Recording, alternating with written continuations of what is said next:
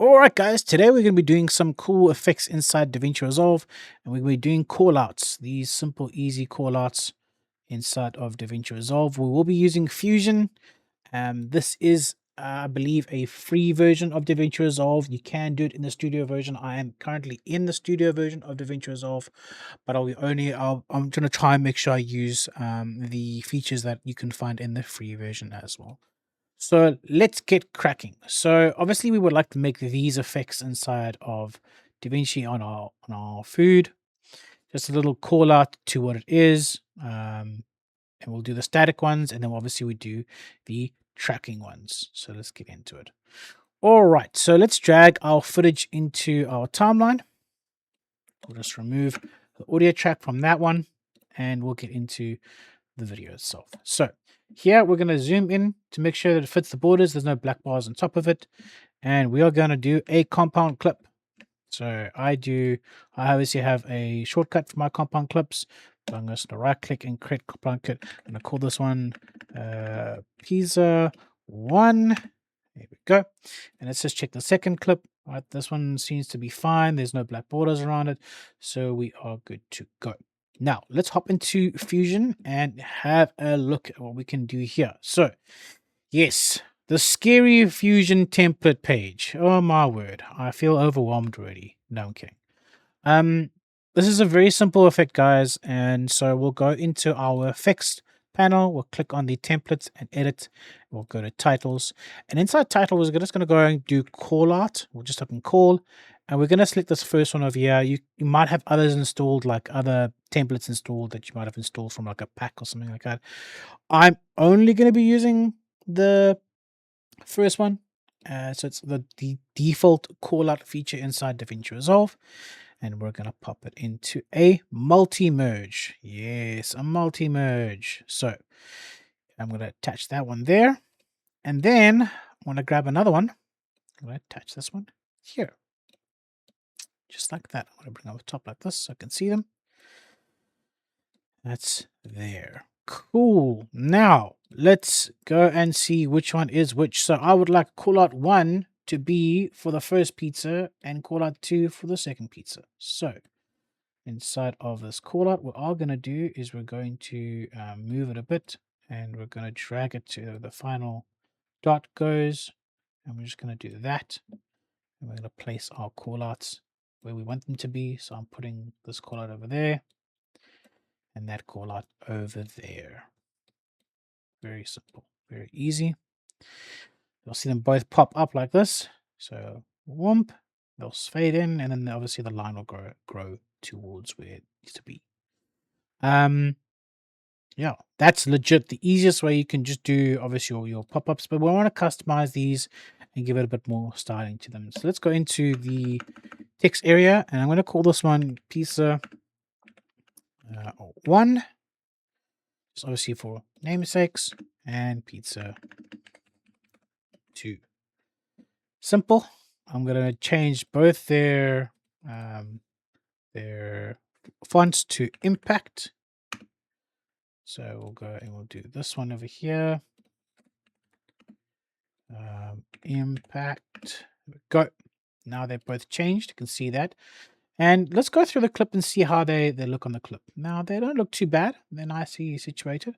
I do want to make them a little bit bigger and move them around a bit. So we'll go and do pizza 1.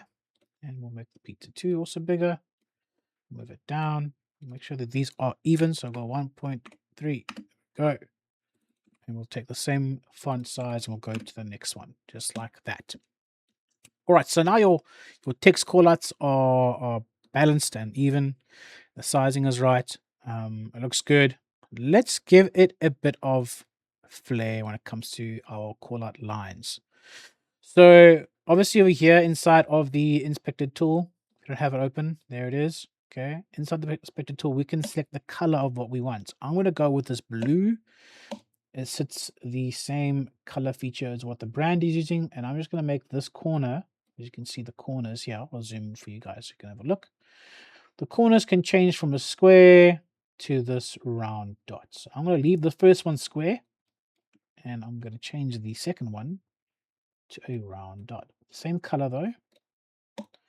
just like that. Now, that's pretty good as is. If you want just a simple call out feature, there we go. That's what's going to happen. Easy peasy lemon squeezy.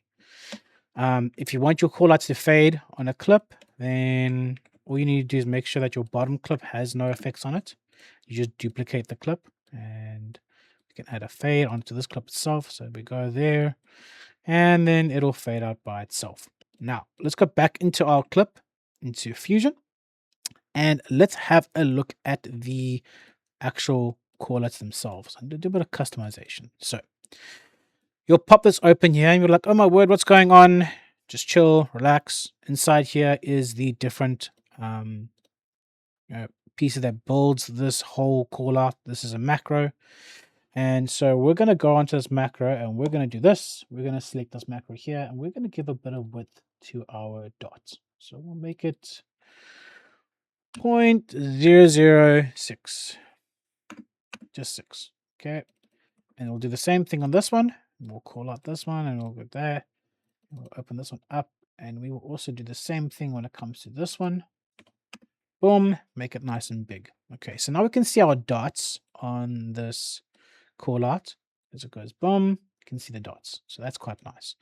We can also make the lines thicker. So we'll go to the polygon section and we will click on the polygon and then we will go and do a bit of this. So we'll make it, go and do stoop 3. Nice and simple. And you'll notice the line will get thicker. So compared to the previous one, which is this one over here, you'll see the line on this one is a lot thicker than this one is over here. You can obviously customize and play around with it as much as you want and make the line really thick. Keep in mind that this here, the line is to go from the center of this here all the way to the top here. You'll notice there's a little bit of a spacing between here. That's obviously to protect your wording and sizing. If you make a tick smaller, the line will be longer, as you can see. So it all depends on the size of your text because it is taking up a certain space inside of your actual design. So let's continue on to our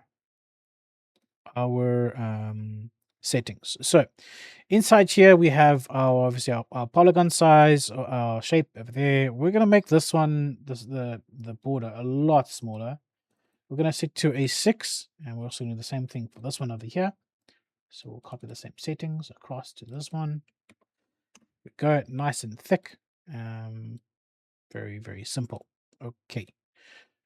Just like that. As you can see, they pop out and you can see them both on. All right. So you'll notice I've done a bit of a delay on my image here. As you can see, this one starts a lot sooner than the other one does. So that's how you'll do a delay start. So you'll see this one will start first. Obviously, I don't want it to start so early, so I'm going to go back into the timeline stretcher, and I'm just going to continually just stretch it back some more. Pizza comes in, there it is, nice on time. So one animation starts, the next animation starts, and there it is, just like that. So as you can see, your animation is starting later than the first one. That gives it a bit more dynamic movement and obviously motion inside of your video.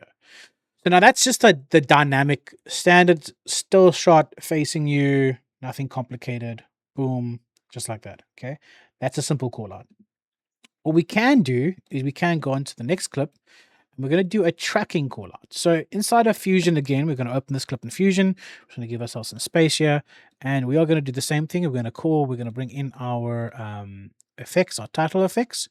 And so we're going to go and do call out. Let's go look for our call out feature. Here we go. Just go back to our title. Here we go. And we're going to connect them up together.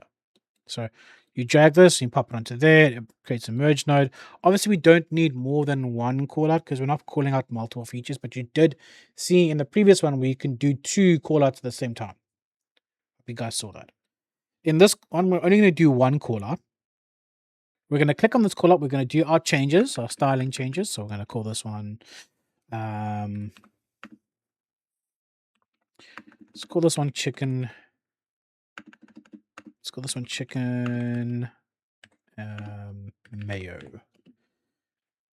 And we'll give it a price tag of $9.99. Okay, good. We're going to make this one also impact because it's nice and bold text. And we're just going to increase it and move this one size over here. We're going to check the framing though, just before we do move, because we can see this one does move quite a lot. So it's not a bad spot to put this one, and we'll put it over there. Okay, so you do notice that the callout does sit behind it. So we're just going to do that. We're going to push the callout over there, and then you'll see the callout pops up there. So let's change the color of the callout. I'm going to make this callouts line red. I'm going to open up the callout settings, and we're going to change all the settings over here so that it's better for us. So we'll go and make the width a little bigger, and we'll go cornering to round, and that is that for that one. Let's move on to the line. We'll move the same settings we did earlier, making the width a bit bigger, not too big, but big enough we can see it over our design. Okay. Now that we've done that, okay, we're gonna now do this. So we've designed our callout. I'm now gonna remove it completely. Okay. And I'm now gonna add a tracker node. Go. And I'm gonna use my IntelliTracker. You obviously, if you're inside of the paid version, will have this IntelliTracker. If you do not, then you're going to have to use a different pointer tracker. So it sort of looks like this, and you'll just point it at what you want it to be. So for example, let's grab this and we'll point it at, like, say, what's the easiest thing to track? This thing here is quite bright and big. We'll just track that. It'll take a lot longer to track and to give you all the keyframes you need, obviously, but the result will be hopefully the same. There we go. So now we're going to change the operation mode to match move. And we're just going to do that just like that. Okay. We're now going to go and add our callout to there. And we're just going to see what our callout does and when it comes to its movement. So you can see the callout does go quite onto the edge of the frame. Let's see if we can't maybe do a bit of changes when it comes to where it moves. So let's do this. Let's change the font size. We'll also give this callout a shadow to make it pop up from the background. So we'll do that. Nice customization of the shadow. Move too much below. Make it pop nicely. There we go. Okay. So now we can see where it is. Okay, it does dip out over there, so we're going to move it a bit up, and we're going to move it over there and see what it does continuously. So it pops up, boom, it tracks, and it stays on where we want it. Very nice, clean callout. Simple. And there you have it. So we can also then obviously move where we want the callout to come from. So if I want it for calling out from the center, we can have a calling out from the center. So we'll do that, and then you can see it'll call out from the center, just like that. Very simple.